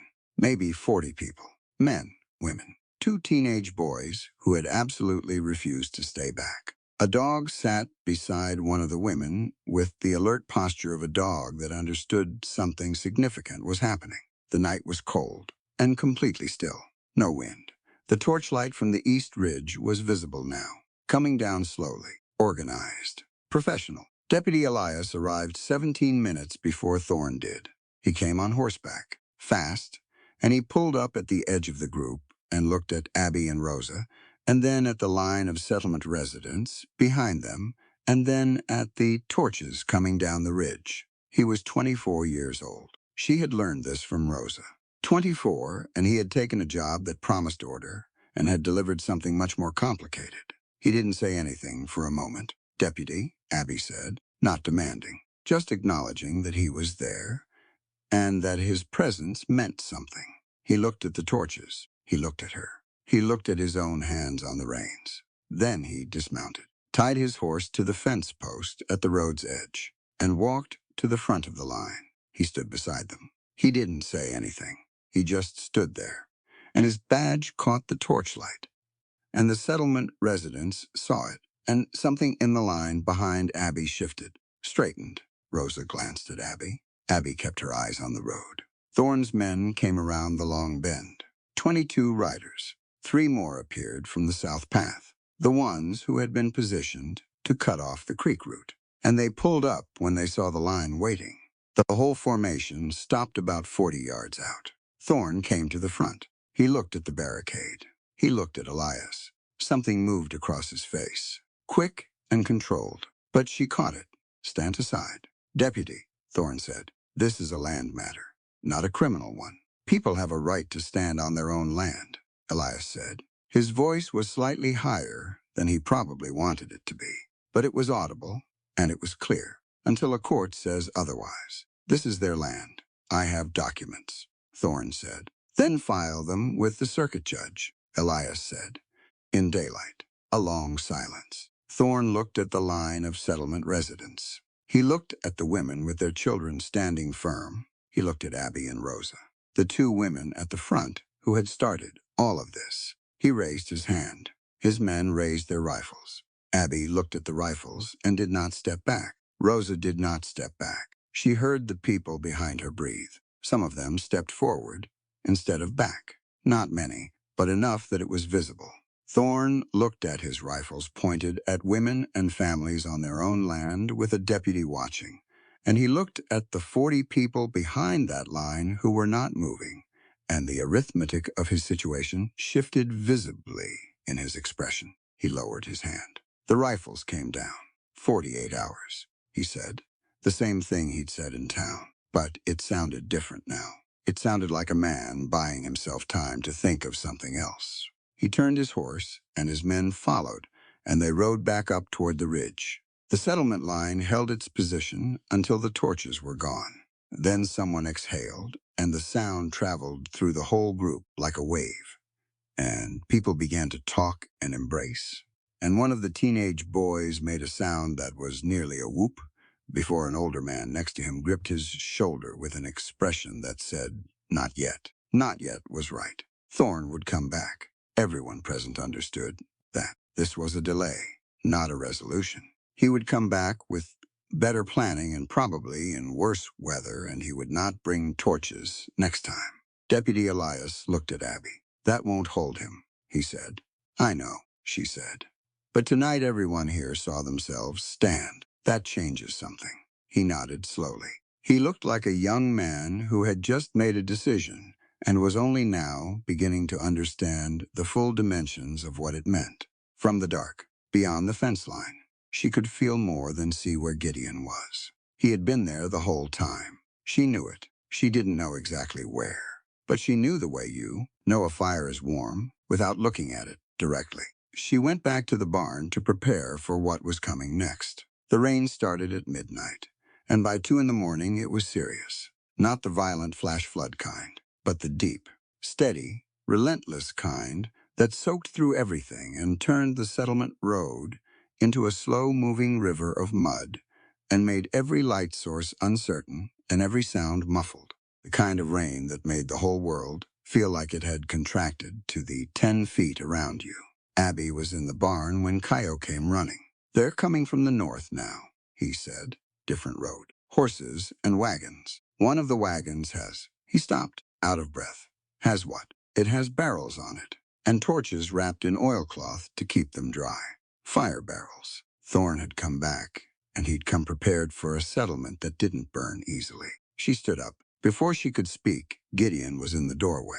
He was wet through, his coat dark with rain, his hat channeling a small waterfall off the brim. He looked at her without preamble. 3 approach points, he said, North Road, which they want you to focus on. East Creek Path, and a 3rd team on foot through the south tree line. He's splitting your attention. How many more than before? 35 at minimum. He recruited. She looked at Rosa, who had appeared at her shoulder. He wants you to defend the front, Gideon said, while his men come in from behind with the fire. So we don't defend the front, Abby said. You defend the front, he said. That has to happen. If the barricade dissolves, he has a clear path, and nobody will know what came from behind. You need to hold the front and deal with the back. Can you deal with the back? He looked at her with the Winter Creek eyes, and she understood that she was asking him to use every skill he had built during the worst years of his life. All the tactical training, all the knowledge of how men like Thorne moved and planned and committed violence. She was asking him to become what he had been, just aimed in a different direction. Yes, he said, then do it. He left without another word. She turned to the barn. She looked at the dried plant bundles hanging from the rafters, the ones she had been thinking about since the night before. Jimson weed, which she had harvested carefully with gloves and kept separate from everything else, labeled with a red strip of cloth. Datura stramonium. Every part of it was toxic. Ingested, it caused delirium, and in sufficient quantities could kill, but combusted, burned in a closed or semi-closed space. The smoke produced a compound mixture that caused intense eye and mucous membrane irritation, disorientation, and temporary but severe respiratory distress. It was not a remedy. It was unambiguously a weapon. Her father's voice in her head. A healer's first obligation is to do no harm. She held the Jimson weed bundle and thought about the people in this settlement. The woman who had brought her tea that morning, Hector, who'd ridden at 3 in the morning to warn them. The boy sweeping the floor with that serious face. She took the Jimson weed down from the rafter. She also took down the stinging nettle bundles, Urtica dioica, dried and bundled. The formic acid and histamine compounds on the plant's hollow silica needles remained active even after drying. Thrown into fire, the fine particles became airborne in the smoke. Not toxic, not permanently harmful, but exquisitely, immediately miserable. Eye and skin contact produced an intense burning sensation that was nearly impossible to ignore. She began preparing both bundles for deployment. Separate, clearly marked. She would not confuse them. Rosa appeared. Tell me what you need. Take the nettle bundles. They go into any fire his men start, not before. Into the fire, so the smoke carries the particles back into their faces. Stay upwind when you throw them. Rosa picked up a bundle and smelled it and nodded. The Jimson weed is mine, Abby said. I'll know when. Outside, the rain intensified. The first sounds of the engagement reached them from the North Road, shouting and horses, the barricade line holding its position. She put the Jimson weed inside her coat to keep it dry and ran out into the rain. The north barricade was holding. Barely. Thorne's lead riders were pushing against it. Not firing yet, but pressing with horses in numbers, trying to create enough physical pressure to break the line. The settlement residents held, with interlocked arms and braced feet, and the kind of stubborn physicality that people develop when they are defending something they cannot replace. Deputy Elias was still there. He had his gun out now, pointed up, not at anyone. His voice was steady and loud above the rain. You are assaulting civilians on private land. I am an officer of the law, and I am telling you to back your animals off this line. One of Thorne's men laughed. Elias fired into the air. The horses spooked. 3 of Thorne's riders lost their composure for a moment, fighting to control their animals, and the barricade line surged forward 6 feet in that moment, gaining ground. The settlement residents understood instinctively what Abby understood consciously. Hold space. Make it costly to take. From the south tree line, she heard it before she saw it. A sudden eruption of chaos in the dark. Shouting, The sound of a man hitting the ground hard, a horse without a rider crashing through brush. Gideon was in the trees. She couldn't see him. She could only hear the evidence of him moving through Thorne's flanking team like a man who had written the manual on exactly this type of movement and knew every counter to it. The third team never made it out of the tree line in any organized form. The East Creek path was a different problem. Two of Thorne's men had made it through with one of the fire barrels. They were 50 yards into the settlement, moving toward the barn, and they had torches already burning in the rain because that was what oilcloth wrapping was for. Abby ran. She came around the side of the near structure and assessed the distance and the wind. West wind, light, coming from behind her. She pulled the jimson weed from inside her coat. She had prepared it in 2 tight bundles, dense enough to smolder rather than flash, which would produce the most smoke. One of Thorne's men saw her and started to raise his rifle. The campfire they had made to keep their torches reliable was burning in a metal basin 5 feet away from him. She threw the first bundle into the fire basin and turned her face away. The combustion was rapid. The smoke that came off it was thick and immediately acrid. The compounds in burning datura released into the air within seconds. She heard the man with the raised rifle make a sound that was entirely involuntary, a reflexive gasp, and then a much worse sound as the smoke hit his mucous membranes. The second man had his hands over his face. Neither of them was firing at anything. She threw the second bundle. Rosa came around the other side with the nettle bundles and put them in the torch flames of both men in one fast movement before they could think to stop her. Fine particles aerosolized instantly. Both men dropped their torches in the mud, hands going to their eyes, and Rosa kicked the fire barrel over with a definitive motion, and it went into the mud and went dark. Abby pulled Rosa upwind by the arm, and they both stood in the rain, breathing clean air, while behind them the 2 incapacitated men stumbled away from the smoke, with tears streaming involuntarily from their eyes. It had taken 45 seconds. From the north barricade, shouting changed in character. She had spent enough time around her father in emergencies to know the difference between the shouts of people holding a line and the shouts of people who have just seen something tip. She ran back. Gideon had come out of the tree line. He was in the open space in front of the north barricade, and he was bleeding from a cut on his forehead, and his coat was torn, and he was facing 4 of Thorne's men on horseback with no weapon drawn, just standing in the mud in the rain, looking up at them, his hands at his sides. Thorne himself was at the back of the line. The 4 riders looked at Gideon. The way riders look at something they don't immediately know how to account for. He was not in an aggressive posture. He was not armed. He was bleeding and soaked, and he stood in the mud with the specific quality of stillness that communicated, without any theater, that he had no intention of moving. Vance, Thorne said. Malachi. Gideon's voice was flat and carried in the rain. A long silence. Rain on mud. Rain on horses. The distant sound of Thorne's East team still dealing with their situation. Step aside, Thorne said. No, you built this play, Thorne said. You designed this exact approach. The split approach. The distraction at the front. The fire teams. You built it, and now you're standing against it. Yes, Gideon said. That's a particular kind of stupid, Thorne said. Probably. Thorne looked at him for a long moment. Then he looked at the barricade behind Gideon. At the settlement residence in the rain, arms linked, not moving. At Deputy Elias, with his badge and his raised weapon.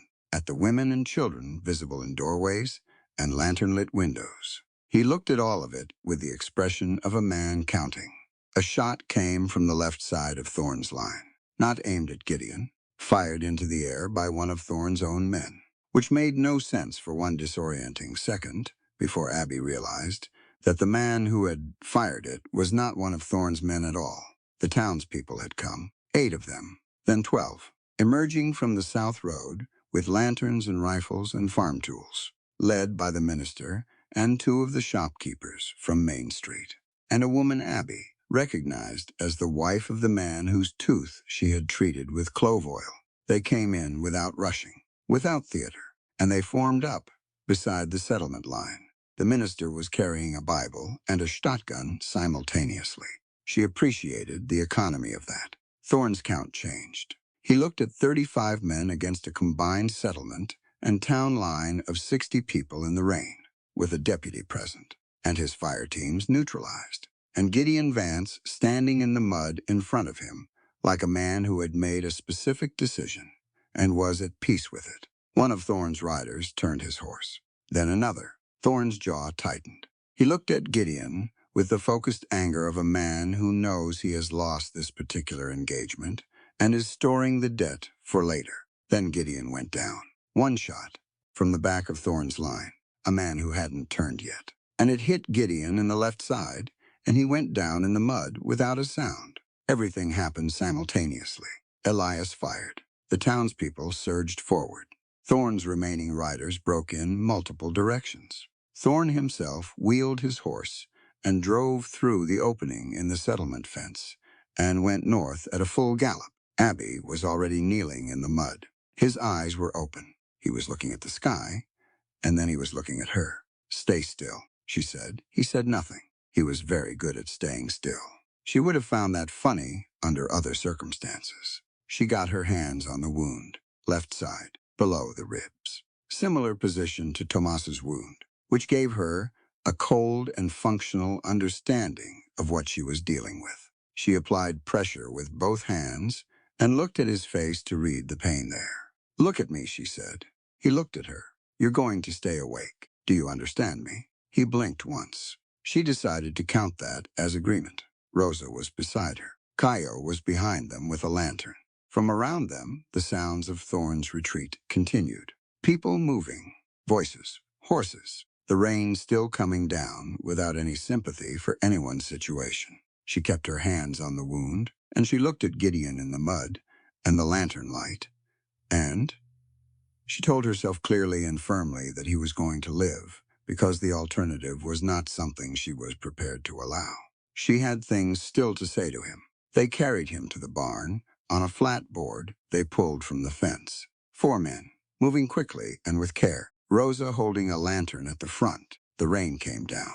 Abby walked beside him with her hands still on the wound, because the pressure couldn't stop until she had what she needed to replace it. They put him on the examination table. She had 90 seconds of clean, ruthless assessment. The bullet had entered the left side below the lowest rib.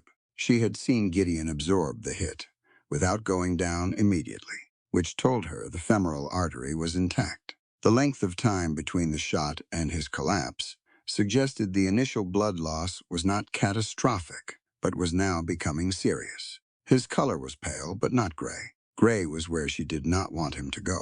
"Light," she said. "More." 3 lanterns were brought and positioned. Rosa stood on the opposite side of the table, with her hands ready. "Carbolic acid," Abby said. "Then yarrow compress while I get the bullet out. I need the probing rod from the small kit, and boiled water. It needs to be actually boiled. Not hot." She looked at Gideon. "This is going to hurt." "I know," he said. First word since the mud. "I'm going to talk to you while I work," she said. "You're going to answer me. Short answers are fine." "All right," she began. The wound cleaning came first. Carbolic acid diluted correctly, applied thoroughly. She heard him breathe through it, slow and controlled, the way he did everything. She applied the yarrow compress to manage bleeding while she prepared for the next stage. Yarrow's hemostatic properties, the ability to contract blood vessels and promote clotting, made it the most valuable plant she carried for this specific situation. Native American healers had used it on battlefield wounds for this reason for generations. And her father had adopted it into his practice after treating patients whose wounds would have been far worse without it. "Tell me something," she said. A pause. "About what?" "Anything. I need you talking." He was quiet for a moment. "Then I used to know all the stars. When I was young. Before everything." Another pause. "My mother taught me. She knew all the names. Native names and European names, both. She said a person who can navigate by stars is never entirely lost." "Where did she grow up?" "Tennessee. Moved west with my father. Breath, he was not a good man." "I know. You know because of my back?" Yes, she located the bullet with the probe, which was the worst part for him. And she knew it, and she did it as quickly as she could, without sacrificing accuracy. She felt him go rigid on the table, and the breath he took was the first uncontrolled breath she had heard him take. "Still with me," she said. "Yes," very flat, very tight. The bullet deflected slightly on the rib edge. "It's in the muscle, not the cavity. Do you understand what that means? That it's bad, but not the worst." "Exactly," she prepared for extraction. "Keep talking. I don't have that many stories." "Then tell me about Judas. How you found him." A pause, breath. "I was riding the ravine, east of the cabin. Winter. Ground was frozen. I heard him before I saw him. He'd been down for at least 2 days by the smell of the wound." Another careful breath. "He was trying to get up when I got there." "Still trying. 2 days on frozen ground with predators circling. And he was still trying to get up." She worked. Steady hands. "I sat with him for 6 hours before he let me close enough to start on the wire," Gideon said. "Just sat in the snow. Waited. He needed to trust the approach," Abby said. "Yes," a pause. "I understood that." She got the bullet out, clean in one piece, which was the best possible outcome. She held it up briefly for her own confirmation and set it on the cloth. The wound packing came next. She used yarrow and plantain layered together. Plantain for its antimicrobial properties, which were well documented enough that even the more conservative medical journals of the era were beginning to acknowledge its efficacy. She packed carefully, applied pressure dressing over the top, and began suturing the external wound with the same tight stitches she had put in Tomas. "You're going to be still for several days," she told him. "I know. You're going to drink the willow bark tea without making a face about it." A pause. "It tastes like creek water filtered through a boot." "Yes, it does. You'll drink it anyway." Something moved in his face. "Yes, ma'am." Rosa across the table made small sound that was not quite a laugh, but was adjacent to one. The next 4 hours were the critical ones. Abby stayed at the table. She monitored his color, his breathing rate, the temperature of his skin. She changed the compress at regular intervals. She watched for the signs of infection beginning, increased local heat, red streaking from the wound site, the specific fever pattern that meant bacteria were winning. None of those signs came. Around 4 in the morning, his color improved enough that she let herself sit down for the first time. She sat in the chair beside the table and looked at him. He was watching her. "You should sleep," she said. "So should you. I'm watching you. I'm watching you watch me." She looked at him for a long moment. Outside, the rain was finally slowing, the heavy phase passing into the lighter kind that would be gone by morning. "I haven't forgiven you," she said. "I want to be clear about that." "You shouldn't," he said. "Forgiveness isn't about whether the other person deserves it," she said. "My father taught me that. He said forgiveness is primarily something you do for yourself, to keep the weight of unforgiven things from crushing your own capacity to live forward." She looked at her hands. "But it doesn't happen on a timeline I can predict, and it doesn't mean forgetting or pretending. I know. What you did tonight," she stopped, considered, "standing in the mud like that, not reaching for your gun. I didn't want to kill anyone else," he said, simply. "I've killed enough. I wanted to see if I could hold a line without it." She looked at him. "You can." He looked at the barn roof. "Redemption," she said, trying out the word like she was checking the weight of it. "I used to think it was a religious concept, something that happened in a single moment. A declaration." "It isn't," he said. "It isn't." She picked up the willow bark tea from the small pot beside the table and held it out to him. "It's the next right thing, and then the next one after that, until the next right things start to outnumber the wrong ones." He took the cup without making a face this time. By morning, the rain had stopped. By mid-morning, word had come from Oakhaven that Malachi Thorne had been found by the circuit judge's men at the county line, and that the judge, who had apparently been watching Thorne's land accumulation with growing official irritation, had detained him pending a formal inquiry into the deed documents that Thorne claimed as his authority over the Southern Valley. The inquiry would take time. These things always took time. There was no clean instant victory. but the pressure had lifted enough that people could breathe. Deputy Elias came to the barn on his lunch hour with a written statement he had prepared himself, documenting the events of the previous night, and asked Abby to sign it as a witness. She signed it. Rosa signed it. He folded it carefully and put it in his coat. "I'll write it to the circuit judge myself," he said, "today." "Thank you, Deputy." He put his hat back on. "Elias," he said. "Just Elias." He wrote out. Gideon was sitting up by the afternoon, not moving much, and she was watching that carefully. But sitting up and accepting the broth that one of the settlement women brought him with a grace that made the woman smile. When the light started going golden, Abby told Rosa she needed an hour. She walked out of the settlement with her seed pouch and her father's journal, and she followed the south path to the edge of the valley where the land leveled out and the soil was dark and rich from the creek's seasonal flooding, and the aspect was south-facing, which meant long light and good drainage. Her father had marked this exact location in his journal years ago on one of his botanical surveys of the valley. He had written beside his notation, "This ground would grow anything, anything at all." She knelt down in the dark soil and opened the pouch. She heard footsteps behind her, careful and slower than usual. She didn't turn around. He came and knelt beside her, which cost him something. She could tell from his breathing, but he did it without comment. She held the first seed packet out, small and folded from oilcloth, the contents dry and patient, and carrying everything her father had worked 30 years to collect. "Yarrow," she said, because it was the first one. She made a small furrow with her finger and placed the seeds. He reached over and covered them with soil. She opened the next packet. "Comfrey," she said, "because it comes back. Whatever you do to it, it comes back." He covered those seeds too. They worked through the packets one at a time. She named each plant and said what it was for, not because he didn't know some of them by now, but because saying the names felt necessary, like a record, like her father was in the naming of each one. Echinacea for immune resilience, elderflower for fever and care, calendula for healing at the surface, where wounds begin, plantain because it grew everywhere and helped everyone, and asked for nothing in return.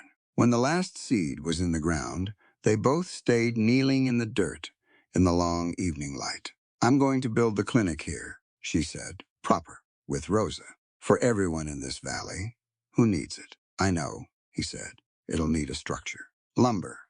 Someone who can figure out where the roof load goes." She paused. "Someone who's good at knowing how a building fits together." She felt him look at her. "I'm aware of the irony," she said. "I'm choosing it anyway." He was quiet for a long time. The valley stretched below them in the fading light, the creek catching the last sun in small, bright pieces, the settlement smoke rising from cook fires, the sound of someone's child laughing somewhere below. "Your father," he said. "Tell me something about him." She thought about it. "He had terrible handwriting," she said, "except when he was labeling plants. Then it was perfect, precise, like he knew those words mattered more." She paused. "He used to hum when he worked, always the same tune, something from his childhood. I don't know what it was. I never asked him, and now I can't." A pause. "I'd like to hear about him," Gideon said, "if you're willing." More than that. She looked at the seedbed in front of them. Dark soil, invisible potential, the thing that looked like nothing, that was actually everything. "I'm willing," she said. They stayed there until the last light went, scarred and honest, and kneeling in the dirt together, talking about a man who had believed that every kind of ground, no matter how burned or broken, could be made to grow something worth keeping. In the morning, the valley would still have problems. The inquiry would take months. The clinic would take longer. The grief would come back, as grief did, without asking permission. But in the ground in front of them, 43 kinds of medicine were sleeping in the dark, waiting for what seeds always wait for: light, water, time, and someone willing to tend what they planted. We live in a world that loves clean endings. The bad guy gets what he deserves. The good guy rides off whole and untouched, and love arrives without cost. But Wet and Furious refuses that. Every character in this story carries damage they didn't ask for, and some they brought on themselves. Abby loses her father, her clinic, the life she built. Gideon carries the weight of what his hands made possible before he found the courage to walk away. Rosa spends her days healing people who don't even have the language to advocate for themselves. None of them get a clean slate. What they get instead is a choice about what to do next. And that's the first thing this story is really about. Fury is fuel. When Abby whispers those words in the cave, wet and shivering and watching everything she loved burn, she doesn't collapse. She doesn't wait to be rescued. She converts grief into direction. She gets up and she plants seeds in scorched earth, and she performs emergency surgery in a dirt street, and she stands at a barricade in the rain, with no weapon except her presence and her refusal to move. Fury, in the right hands, is not destruction. It's the engine that keeps a person moving, when moving is the hardest thing in the world. The second thing this story gives us is a harder one. It asks what we do with people who have done genuine harm and then genuinely changed. Gideon is not a misunderstood man. He did what the journal said he did. 4 months before he found his limit. 4 months too late for Samuel Thornton. The story doesn't ask you to forget that or minimize it. Abby doesn't. She tells him directly that saving her life from the creek is not payment on that debt. She's right. It isn't. But she also watches him stand in the mud in the rain without reaching for his gun, absorbing everything, protecting people he has no obligation to protect. And she begins to understand that redemption is not a single moment of declaration. It's the next right thing, and then the next one, until the ledger shifts. We don't always get to know when someone has paid enough, but we can watch the direction they're walking. The third thing this story teaches is something Rosa understood before anyone else did, that the most radical act in a corrupt system is simply to keep showing up and doing your work. Rosa healed people in a community that the town doctor wouldn't look at. Abby dropped her bag in the dirt street and performed emergency surgery without asking permission from anyone. Her father ran a free clinic for 22 years until the people who feared his decency burned it down. None of them waited for the system to invite them in. They built the table themselves, and they fed everyone who came to it. And they let the quality of that work be the argument. And the last thing, the seeds. 43 varieties of medicinal plants, carried in a leather pouch through a flood and a fire and a betrayal and a battle. Her father spent 30 years collecting them. Abby carries them through every dark hour of this story without ever setting them down. At the end, when she finally opens the pouch and presses them into the ground, she names each one. Not for Gideon, for her father, because the naming is a form of memory, because the planting is a form of defiance, because saying here is what this plant heals, here is what it is for. Here is why it matters, is the most direct possible argument against every person who ever decided that some lives were worth less than others. That's what her father believed. That care has no borders. That the body does not have a moral category. It just hurts and needs help. And anyone willing to provide that help, without asking first what a person is worth, is doing something quietly revolutionary. This story is not really about the frontier. It's about right now. It's about every person who has ever had something burned down that they built with love. About every person carrying seeds through a flood, holding on to the thing that matters most when everything else is being taken. About every person who has done harm and is trying to figure out if the next right thing, repeated enough times, can eventually mean something. The valley in this story is scorched. But scorched ground, given the right conditions, grows the most resilient things. Plant something anyway. That's the whole lesson. That's the whole story. If this one moved you, share it with someone